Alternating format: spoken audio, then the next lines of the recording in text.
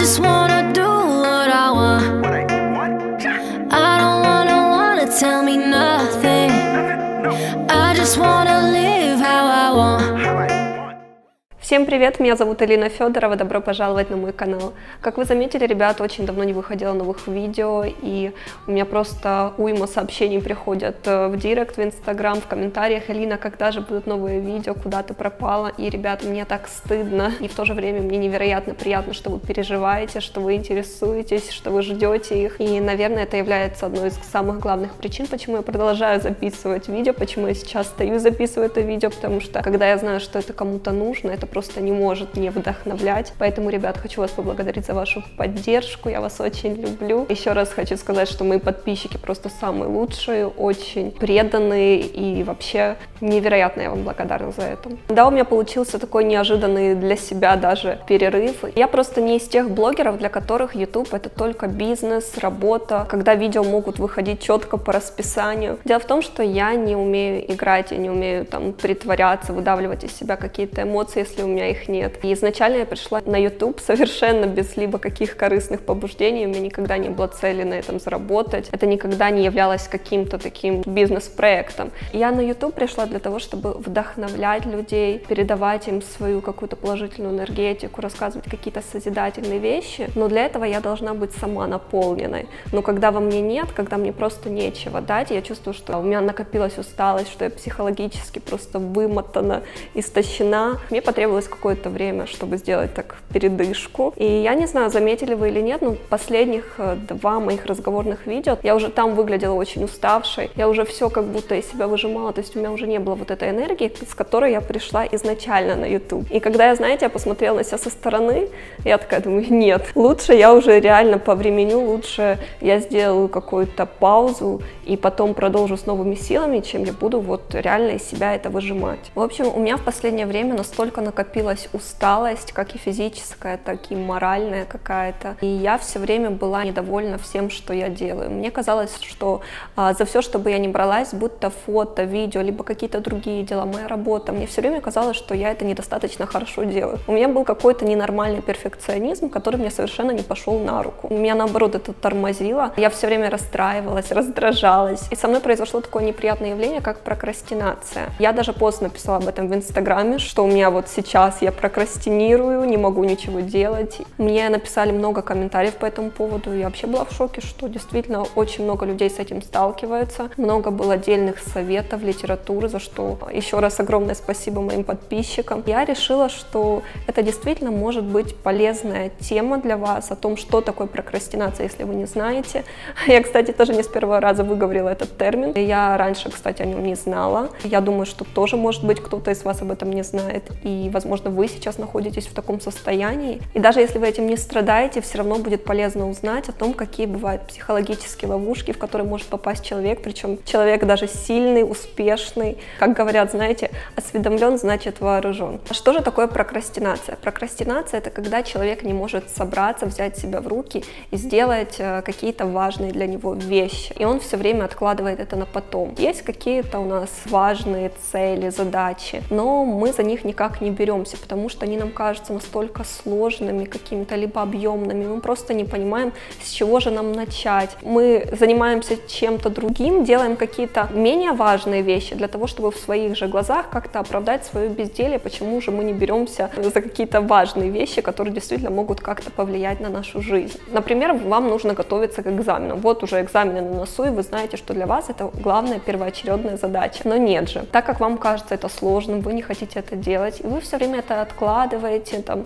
сделаю это завтра, там, сделаю это послезавтра, через неделю. В общем, если вы не уверены в положительном результате того, за что вы собираетесь браться, это вас пугает, если вам эта задача кажется слишком сложной и объемной, то это у вас может вызвать вот эту вот прокрастинацию, когда вы будете все время откладывать это дело. И еще к прокрастинации склонны люди, у которых проблемы с самоорганизацией. Например, если вам нужно идти там на учебу, куда-то в офис работать. Тут, в принципе, все предельно понятно. У вас есть какой-то определенный график, вы ему следуете. А, например, если вам нужно создать что-то свое, я не знаю, организовать собственную работу, какой-то сделать проект, когда вам нужна вот самодисциплина, и вам нужно самому создавать себе свой же график, ему следовать, то тут могут быть проблемы. У меня, допустим, тоже с этим проблемы. Иногда, кстати, нам нужен пинок от кого-то, кто бы нам напомнил о быстротечности времени, о его ценности, потому что иногда одному сложно справляться. И знаете, если вам иногда кажется, что на вас давят ваши родители, родственники, там, парень, муж, то, возможно,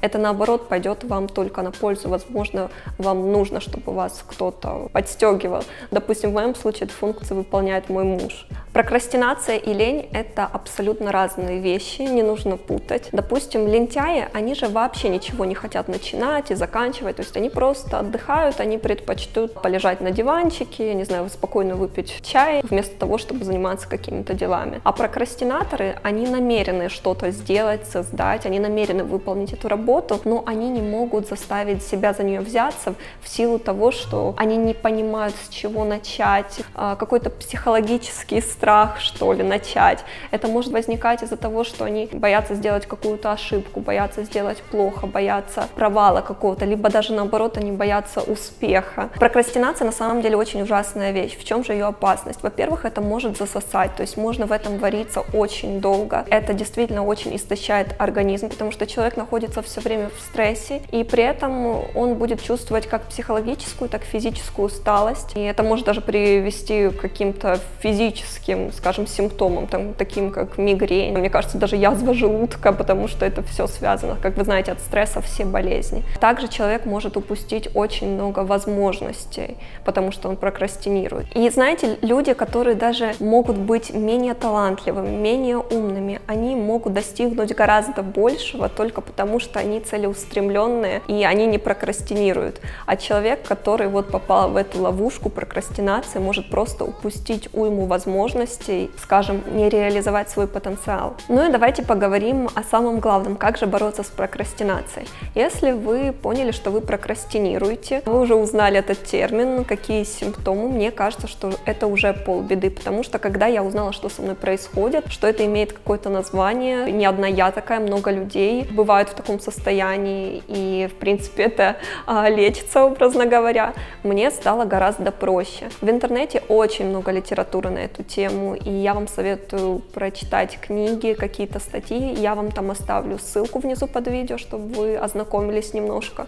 Человек вообще такое сложное создание, организм, и вообще психология такая сложная штука, что мне кажется, все наши какие-то внутренний дисбаланс, все от того, что дисгармония, от того, что мы не знаем сами себя, мы не понимаем вообще, что с нами происходит. И правильно, когда за границей люди обращаются к психотерапевтам, когда профессиональный человек может в этой области, да, в психологии, он может вам объяснить, что вот с вами это происходит, да, это нормально, то есть это какое-то такое состояние, не одни вы этим страдаете, вам все разложат по полочкам, и все будет ясно. Я, ребят, на самом деле тоже к психологам никогда не обращалась, но мне кажется, это круто, и, возможно, в будущем я буду ходить, потому что, когда вы начинаете понимать себя, все, знаете, становится четко, ясно, понятно, никаких проблем нет. Обычно мы не можем взяться за какую-то важную задачу, потому что нам она кажется настолько сложной, трудновыполнимой, объемной, и мы не понимаем, за что браться, с чего нужно начинать. А начинать нужно с планирования. Кстати, прокрастинаторы, они очень любят планировать, у них ого-го какие планы, но проблема в том, что они слишком общие. Знаете, есть там какая-то цель привести тело в порядок, там, открыть какой-то собственный бизнес, написать книгу, много очень целей,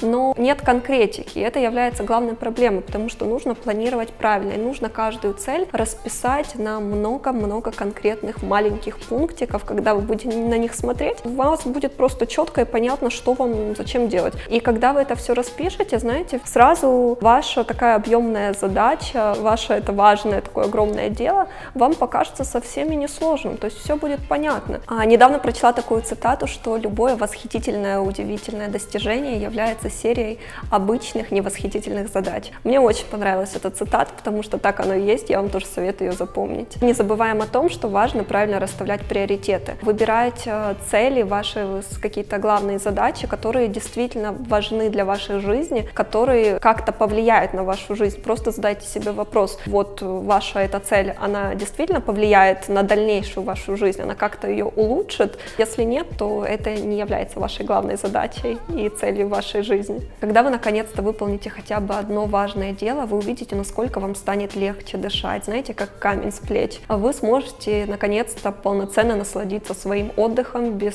либо каких угрызений совести, и потом вы сможете приступать к следующему делу с большим вдохновением, энтузиазмом. Также, ребят, хочу не забыть вам дать такие небольшие советы. Когда вы выполняете какую-то работу, лучше уберите телефон, если он вас отвлекает, допустим, там, возможно, у вас есть привычка проверять постоянно социальные сети, как у меня, либо там имейлы, поэтому лучше выключите телефон, лучше отложить его в какой-то дальний ящик, пока вы не выполните какой-то определенный кусок работы. Постарайтесь себя ограничить, скажем, от всех отвлекающих факторов. А иногда нам просто нужна поддержка близких. Иногда, знаете, сложно человеку самому справиться с этой проблемой, и, возможно, вам нужно просто рассказать о ней там маме, либо мужу, парню, просто обговорить это, обсудить эту проблему, и, возможно, вам тоже станет проще, и когда вас ваши родные будут поддерживать, это, возможно, окажет на вас даже лучший эффект, чем прочтение какой-то книги. То, знаете, для каждого человека должен быть какой-то индивидуальный подход. На кого-то, знаете, книга может произвести просто какой-то невероятный эффект, впечатление, и человека это излечит. Возможно, кому-то достаточно видео сейчас моего посмотреть, и вы скажете: ах, да, класс, меня Элина вдохновила, мне это помогло, и вот я сейчас там понял, вот, что со мной происходит, и как делать нужно, как не нужно, да. Также мне очень помогло общение с успешными людьми. Знаете, тоже, когда вот я чувствую, что я прокрастинирую, что я ничего не делаю, что у меня какая-то апатия, когда я вижу вокруг успешных людей, которые достигают своих целей, которые супер проактивные, которые классные, которые лучше, чем я, меня это безумно вдохновляет. Также меня это подстегивает больше работать над собой. И, знаете, я всегда такая говорю: да, если она это может, я тоже это могу, я буду стараться, я хочу быть лучше. Либо это какие-то автобиографические книги, просто какие-то биографии успешных людей. Мне нравится читать, меня это тоже вдохновляет. Либо в соцсетях я там вижу тоже какие-то путешествия, какие-то достижения модели, еще чего-то. Я смотрю, такая: вау. Я считаю, что все люди, в принципе, равны, у нас есть одни и те же возможности, как бы это ни странно звучало, но да, я считаю, что, в принципе, каждый человек способен. Если кто-то что-то достиг, другой человек тоже сможет это сделать, если постарается. Понятно, у нас у всех разные цели, занимаемся мы все разными какими-то делами, но абсолютно каждый человек может быть успешен в своей сфере. Также, ребят, хочу вам напомнить, что нужно себя окружать только хорошими, успешными людьми, которые будут вас тянуть вверх. Вот знаете, когда вы на них смотрите, и вам хочется быть тоже такими, как они, которые могут вас чему-то научить, которые вас вдохновляют, это правильные люди рядом. Если вы чувствуете, что человек, наоборот, вас тянет вниз, не знаю, у вас плохое настроение, опустошение после общения с этим человеком, то вас, значит, окружают неправильные люди. Поэтому, да, нужно правильно выбирать свой круг общения, потому что от этого на самом деле много чего зависит. Я невероятно счастлива, что я живу сейчас в Лос-Анджелесе, потому что это тот город, который удивительным образом в себе собирает самых уникальных людей, очень талантливых, очень неординарных, экстраординарных личностей с какими-то способностями, талантами. И мне кажется, что это просто вообще сплошное вдохновение, и я сейчас стараюсь быть более активной в плане общения, я сейчас стараюсь больше куда-то выбираться, встречаться с разными людьми, потому что это действительно очень важно. И раньше я была, на самом деле, очень асоциальным человеком, скажем так, меня куда-то вытащить, куда-то с кем-то встретиться. Я не любила никакие ивенты, какие-то вечеринки и так далее, и по-прежнему не могу сказать, что я люблю посещать шумные места, но все-таки я поняла, что встречаться с креативными, интересными людьми мне необходимо, потому что это действительно для меня является источником вдохновения. В общем, ребят, все эти вещи, о которых я вам рассказала, в совокупности мне все это и помогло побороть прокрастинацию, и я надеюсь, что я больше не буду находиться в этом состоянии, я не хочу допускать этого больше, я хочу регулярно делать контент, и я понимаю, что я не делаю это совершенно, но в любом случае я расту, и я буду стараться себя не корить за какие-то промахи, за какие-то недостатки в своих видео, в своих фотографиях, которые я вижу, но я постараюсь к себе относиться более снисходительно и буду становиться все лучше и лучше для вас. Всем спасибо за просмотр этого видео, я очень надеюсь, что вам понравилось. Если информация в нем была для вас полезной, ставьте лайк, а мы с вами скоро увидимся. Пока!